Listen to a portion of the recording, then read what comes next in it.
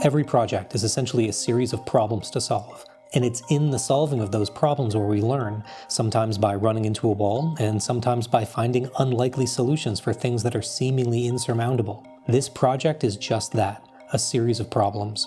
And the question is, can I actually make a floppy disk from scratch? Now I'm talking about creating my own magnetic solution, the media itself that I apply to a film, build it into a shell that I create, pop it into a disk drive, and actually read and write data, all with chemicals, tools, and materials that can be obtained by any consumer today. Now in this channel I've delved into software, hardware, and some manufacturing, but this unique combination of science is new to me, and in order to get this done, I'm going to have to find some off-label uses for some of my existing equipment, and some new equipment from this video's sponsor, Makera. More on them later, but for now, we take a bit of a different approach than usual and start with a plan.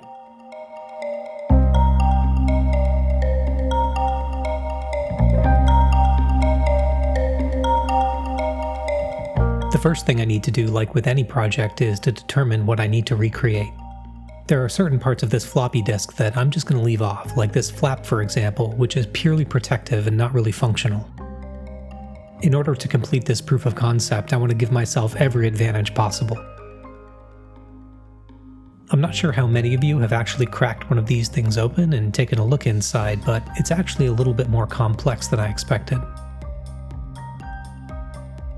Recreating a shell isn't going to be the tough part, it's actually this, recreating the media itself with some PET film and a bunch of chemicals.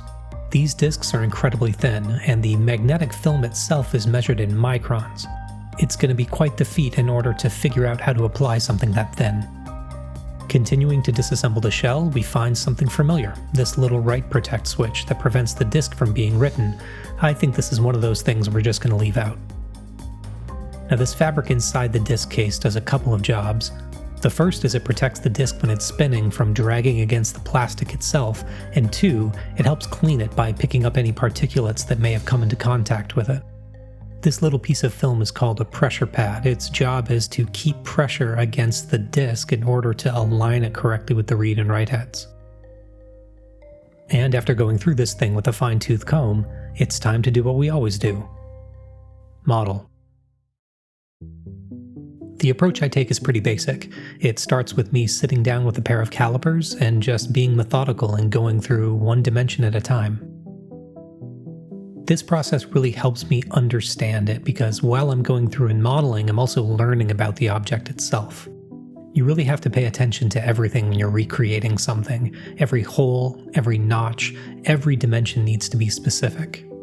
And missing something small could cause you issues down the line, as you'll soon find out. My first pass at modeling, I'm really not taking into account the manufacturing process. It's really about replicating the object as closely as I can. And at this point, what I'd usually do is toss it over to my 3D printer, but for this one, I've got a little bit of a different idea. This is CAM, or Computer-Aided Manufacturing Software. It's quite a bit different than 3D printing where you provide an object and it builds it for you. In this software, you can only use that object as a reference, but it's up to you to make the individual cuts. Each side of the disc is about 1.6 millimeters thick, so I'm going to be milling them out of 3 millimeter aluminum plate. That's right, we're going to be milling my floppy disk shell out of aluminum using the Carvera Air from Makera.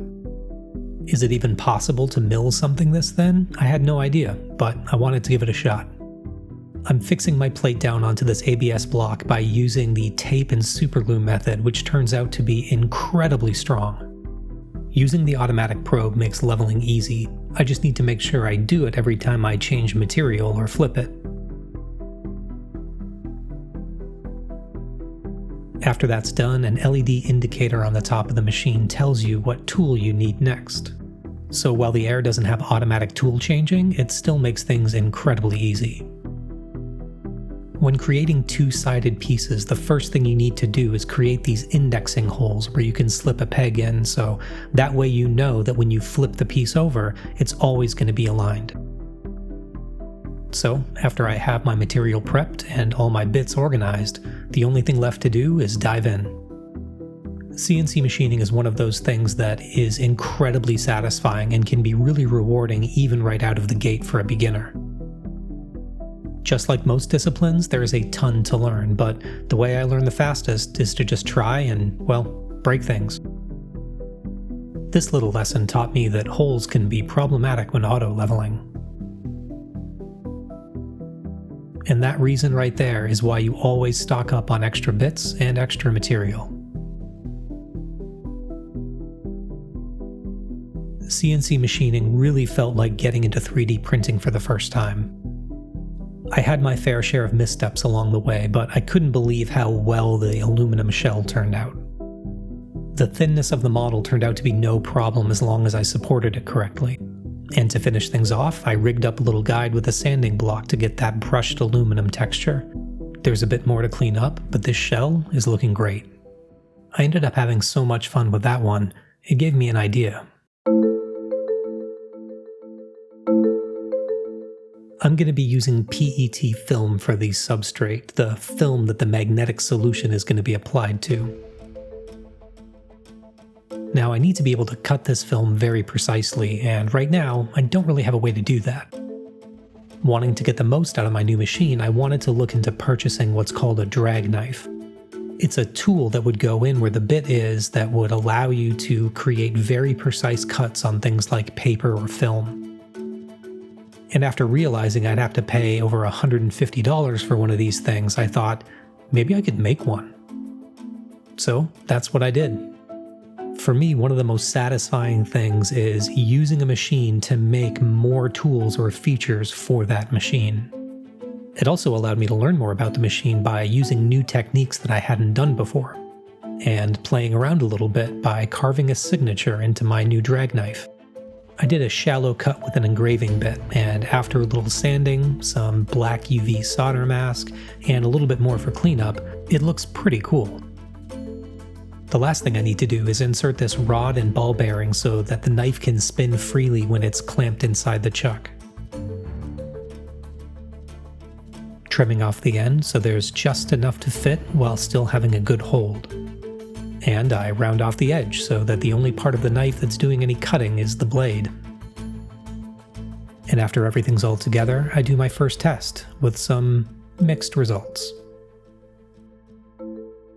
And unfortunately, this one puts me back to the drawing board. So it turns out there were a few things that were problematic. The main issue is that it wasn't perfectly centered, and so when it would go to cut, it would bend out. Unfortunately, the only way to fix it is to create a new one from scratch, but this time I took the time to align it correctly. After going through all of this, it turns out that a drag knife is just not the right tool for the job. The nature of the knife itself means that the blade doesn't start on the curve, there's going to be a lead-in, which means there's extra cuts in the material unless you're manually handling the blade right before it cuts. And honestly, that's not something I want to deal with, so let's go to plan B. To prep for this next process, I coat an aluminum plate with some high-heat ceramic coating. Because, you guessed it, we're working with lasers. The Carvera Air comes with an optional 5-watt laser. Now 5 watts isn't enough to punch through hard materials, but for cutting and engraving, well, that's where it shines. Using a laser to cut through anything clear is actually pretty tricky, so I employed a couple of tactics. The first is affixing it to this black ceramic plate so that the light has somewhere to focus. And I do that by using this 3M tacking spray. It's not really an adhesive, it just comes off with a little bit of IPA, but it makes sure that things are fixed when you want them to be. The cut turned out great, but next we're going to need to figure out how to make it perfectly flat. Turns out the perfect tool for the job, my 3D printer. The idea is to bring up the PET film under weight to about 70 degrees C. This should be enough to relieve the internal stresses of the plastic, but not making it too hot so that it'll melt or deform. To make sure that it's perfectly flat, I put a glass panel and then weights on top of that while it's heating and cooling. After heating it for 15 minutes and letting it cool for about a half an hour, I give it a check.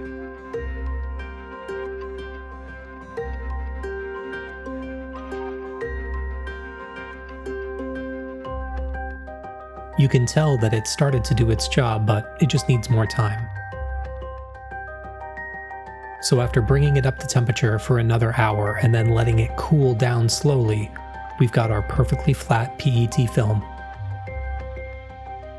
And after a successful test fit with the center ring, we're ready to move on to the most difficult part of the project.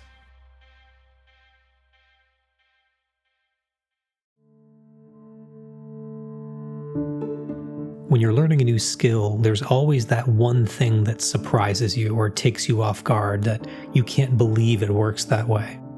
In trying to figure out how I can apply a consistent coating only microns thick, I ran into a tool called a Meyer rod.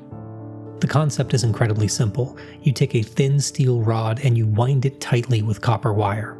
Because copper wire is predictably round, the thickness or the gauge of the wire when you push it close together creates these little tiny gaps. These thin consistent gaps in a wire, when spread over a liquid, allow some of it to pass through. And it turns out that you can limit pretty precisely how much liquid will pass through the gaps just based on the gauge of wire that you use. So with that out of the way, we turn to the solution. And for those of you yelling at the screen that this isn't a solution, it's a suspension, well, you're half right. We are suspending the magnetic black iron oxide powder into a binder solution. For those interested, the solution itself is PVA for the primary binder, isopropyl alcohol for the solvent, glycerin for the plasticizer to make sure that it can bend without cracking, and tween 20 for the surfactant. This helps the iron oxide powder wet and stay suspended within the solution. And the ingredients aren't even the complicated part. It's the ratios of ingredients in order to get the solution just right. After every modification of the recipe, I always degas the mixture to make sure that there's no micro bubbles inside when I go to apply it. After that's ready, I use some of the 3M tack to apply some PET film to the glass plate. I don't want to use my cut circles because, again, I'm just testing. This takes quite a few tries in order to get the right pressure and speed in order to apply a consistent thin layer onto the film. The thickness is also going to reduce as it dries. The goal is to get to about a 20 micron wet thickness, which means after the solvents have evaporated, that'll leave us with about 5 or 6 microns. For comparison, a commercial high-density disc layer is about 2 microns thick. After a handful of recipes and quite a few tries with the Meyer rod to get the technique locked in, it's time to apply it to a disc.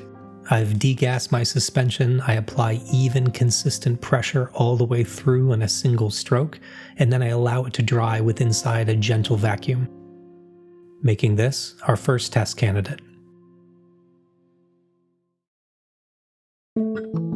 So how do we test? With this. This is a device called the Grease Weasel. This is going to allow us to see the magnetic flux on a disk, that is, the magnetic transitions from pole to pole. That's how floppy drives work. They flip the magnetic polarity in certain timing increments that end up translating to ones and zeros and eventually data.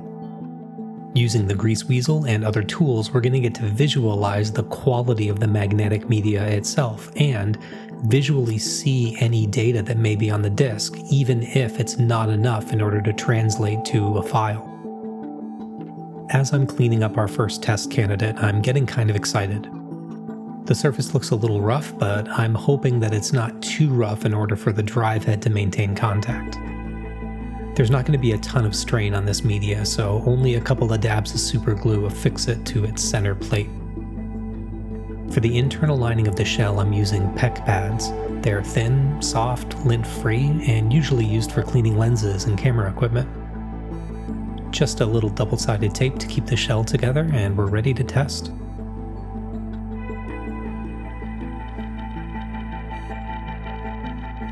I run a quick RPM command which only spins up the drive.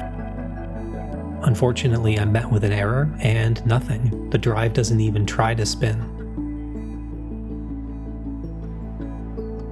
I try reinserting the disk and trying again, and I am getting a light that turns on, but there's no noise. The drive isn't even trying to spin. Now this TAC drive should be double density, and so what I'm doing is I'm covering up the hole that tells a drive that can do both whether it should be treated as high density or double density. I'm also covering up the write protect indicator to make sure that it's writable. Same error. So remember when I said the CAM software wasn't like 3D printing, you have to make your own cuts based on the model reference? Well, looks like I missed something. There should be 2 holes at the bottom of the disc where my shell is missing, and if I cover them up, I got the same error. One of the great things about a subtractive manufacturing process is that you can go back and subtract more if you want. So I go back and cut the holes. Before we move on, I take one last look at the bottom of the shell to make sure that I didn't miss anything else. Fairly confident that I didn't, we can put it back in, and now, let's try to get this thing to spin. Rethinking of sacrificing my only test candidate, I put in just a clear piece of vinyl, just until we can get the kinks out. And there continue to be kinks. The drive motor is spinning, but the disc is not, and I soon figure out why. I inadvertently made the holes in the center ring too big, so when the motor spins, the disc just sits there. Quickly milling out another one, I confirm this one is the correct size, and when I ask for RPMs, it spins. At this point, I've got enough confidence in order to try my test candidate, so I pop it into the sleeve, load it into the disk drive, but I'm going to be cautious. I'm only reading the first couple tracks, and I'm glad I did, because the drive took my carefully applied coating and peeled it straight off. Pretty sure I'm not the first person to invent a self-destructing disk. You know how you always do something better the second or third time you do it? I'm doing just that. I'm taking all of the experiences and learnings that I've gotten thus far and going back and doing everything better. First, I'm reducing the gauge of my wire on my Meyer rod from 30 down to 42. This is going to give me an incredibly thin coating. I'm also refining my binder solution, paying close attention to durability and adhesion to the PET film. And thinking of durability, I'm also going to try some completely different binders, the first being a UV curable resin, which turned out to be completely in vain because the black iron oxide prevented the UV light from reaching it, so it just never cured.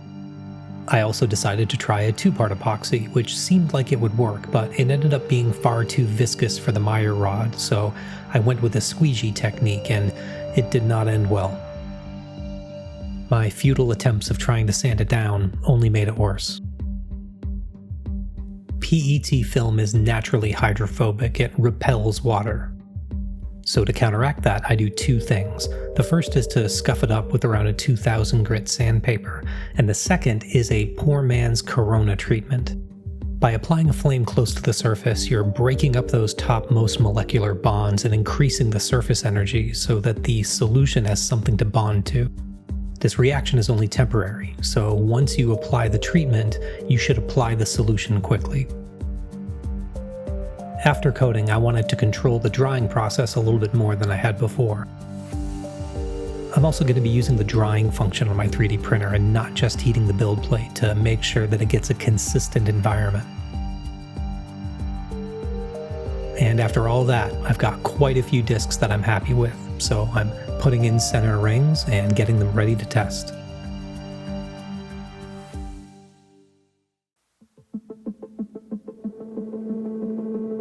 It has been a long road to get here. And for a technology that was invented in the 60s, it is pretty impressive the level of precision that it takes in order to create something like this. With all of the thought and planning and effort that it took to get here, the question is, does it work? First things first, does it spin? Looks good. Now we're going to dump the raw flux data.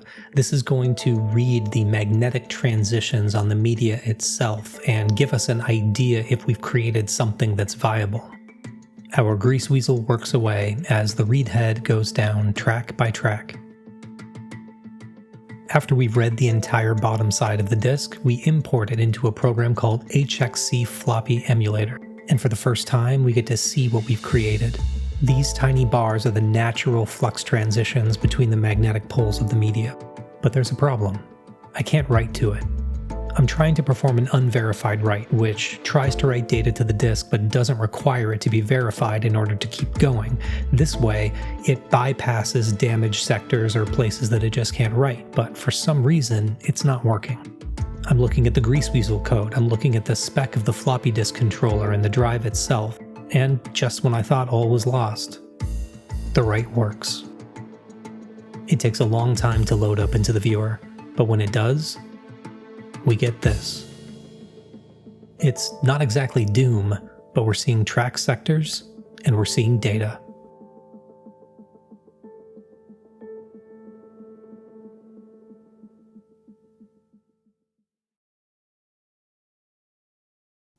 Now, if you're one of the people who got chills looking at the data at the end of the video, this channel is definitely for you. Or you could be asking, why? What's the point of recreating a piece of technology that doesn't work? You can't even put a file on it or play a game. Well, it may seem cliche, but it's about the journey. It's about researching and finding solutions to hard problems, things that require real creativity. You may never use these specific skills, but you will use the skill of learning, or how to research better, or problem solve. Or you may translate some of these skills to something that may make a little bit more practical sense than a floppy disk. I do a lot in this channel, but a common thread is learning. It's curiosity. It's preserving an object, or sometimes just the knowledge that comes behind it. If you love these kinds of videos, please like and subscribe. It really does make a huge impact on what YouTube chooses to push to a larger audience. Now, before I go, I want to thank Makera again for sending over the Carvera Air. I had a blast scratching the surface of CNC machining, and I really look forward to incorporating it into more videos into the future. And if you're interested in Makera's offerings, there will be a link in the video description. So, to borrow a sign off from one of my favorite YouTube channels, Cool Worlds, stay thoughtful and stay curious.